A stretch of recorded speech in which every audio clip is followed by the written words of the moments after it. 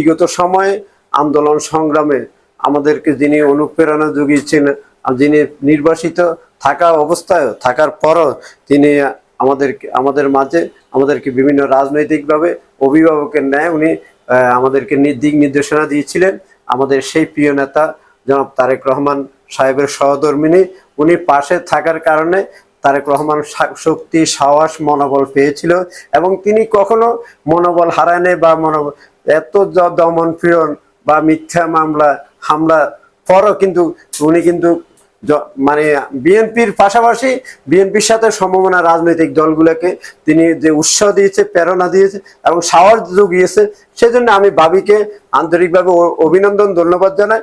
আমরা আসলে বাবির সুস্বাস্থ্য এবং দীর্ঘায়ু কামনা করছি এবং উনি প্রতি দশায় একজন বিজ্ঞ চিকিৎসক এবং সে মেধা ভিত্তিতে সে শুধু এশিয়াতে তার যে সুনাম আছে সেটা শুধু বিএনপির ভারপ্রাপ্ত চেয়ারম্যানের সহধর্মিণী হিসেবে নয়, তার যে মেধা এবং দক্ষ নেতৃত্বের কারণে আমি মনে করি তিনি চিকিৎসা সেবা যেভাবে সুনাম অর্জন করেছে, আমি মনে করি তিনি যদি রাজনীতির হাল ধরে রাজনীতিতে আসে তাইলে হয়তো আরো নেতৃত্বটা আরো সুসংগঠিত হবে এবং নেতাকর্মীরা উৎসাহিত হবে এবং আগামী দিনের যে সেই নেতৃত্ব ওনার পদচারণা আমরা আশা করি, আশান্বিত এবং আমরা মনে করি যে ডাক্তার জোবাইদা রহমান একজন উচ্চশিক্ষিত এবং তার যে দক্ষ নেতৃত্ব সেটা আমরা আশা প্রকাশ করছি।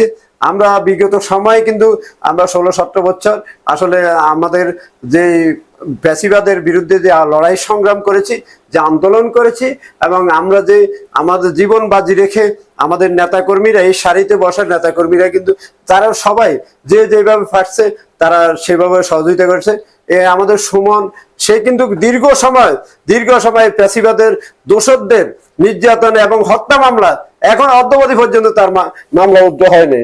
এইভাবে তো আমরা প্রতিটি মানুষ কিন্তু আমরা আমাদেরকে যেমনি ভাবে মামলা দিয়ে হয়রানি করেছে, তেমনি ভাবে গছ ছাড়া করেছে, তেমনি ভাবে আমাদেরকে বাড়ি ছাড়া করেছে, কিন্তু আমরা মহান সৃষ্টিকর্তার এবং সত্য ন্যায়ের পক্ষে আমরা রয়েছি এবং বেগম খালেদা জিয়ার চোখের পানি কিন্তু আজকে সেই চোখের পানিতে এখন অপরাধীরা বা দুষ্কৃতিকারীরা যারা আমাদের উপরে জুলুম নির্যাতন করছে তারা কিন্তু এখন পালিয়ে গেছে।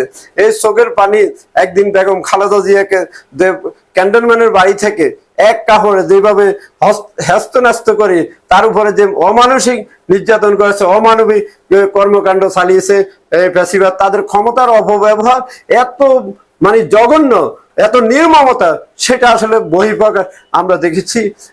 যাক, সেটা আসলে আমাদের কৃতকর্মে আমাদের সামনের দিকে আমাদের পথ চলা হবে, আমি এটা আশা করছি। আজকে আমরা আসলে আমাদের সেই জোবাইদা ভাবি, তিনি দীর্ঘ সময় বেগম খালেদা জিয়ার পাশে ছিল বা তারেক রহমানের পাশে ছিল বলে এবং জাতীয়তাবাদী আদর্শকে উনি যেভাবে অনুপ্রেরণা দিয়েছিল, উনি যেভাবে সাহস জুগিয়েছিল, তেমনি ভাবে তারেক রহমান সাহেব সেইভাবে আমাদেরকে আগলিয়ে রেখেছে।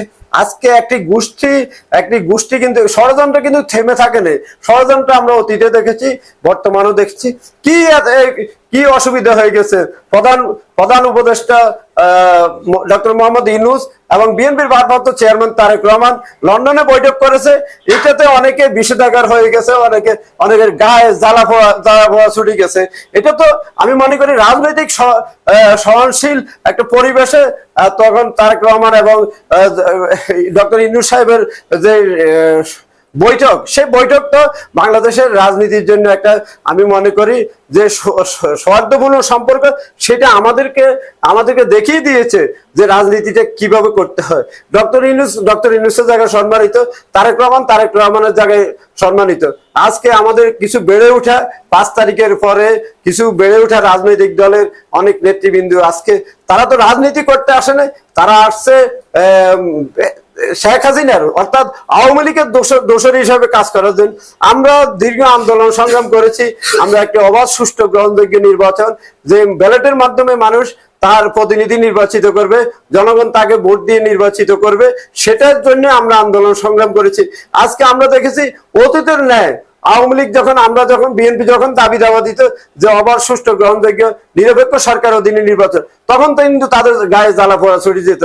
এখন তারই অবিকল আমরা দেখেছি আজকে মানে বৈষম্য বিরোধী ছাত্ররা তাদের একটি রাজনৈতিক দলের প্ল্যাটফর্ম তৈরি করছে এবং সেই প্ল্যাটফর্মে এখন তারা এখন বলছে যে নির্বাচন পরে হবে, আগে সংস্কার, আগে বিচার সংস্কার এটা চলমান থাকবে। এটা তো আর একদিনে হবে না, 1 মাসে হবে না, বা 6 মাসে এটা সম্পূর্ণ করতে পারবে না। কারণ বাংলাদেশের ইতিহাসে যে ধরনের অন্যায় করেছেন, যে অপরাধ করেছেন, যে অপরাধ নীতি করেছেন, সে অন্যায় অপরাধ নীতি কিন্তু আজকে শেষ হয় নাই। এটা কিন্তু আরো মানে আমি মনে করি এটা যদি একটা বিশেষ ট্রাইব্যুনাল হচ্ছে, বিচার হচ্ছে এবং বিচার কার্য শেষ হতে সময় লাগবে। অতএব তার পাশাপাশি আমি মনে করি জবাবদিহি সরকার, একটা নির্বাচিত সরকার, দায়িত্বশীল সরকার এবং জবাবদিহি সরকার আসলে দেশে বিনিয়োগ আছে, কোথায় কোনো বিনিয়োগ নেই, কোথায় ব্যবসা বাণিজ্য স্বাভাবিক পরিস্থিতি নেই। আজকে আছে শুধু কিছু লোক আজকে লুটপাট করছে। অতীতে আমরা দেখেছি আওয়ামী লীগের দোসররা তারা বিভিন্ন সেক্টরে বা বিভিন্ন জায়গায় তারা কমিশন বাণিজ্য করছে, তারা লুটপাট করছে।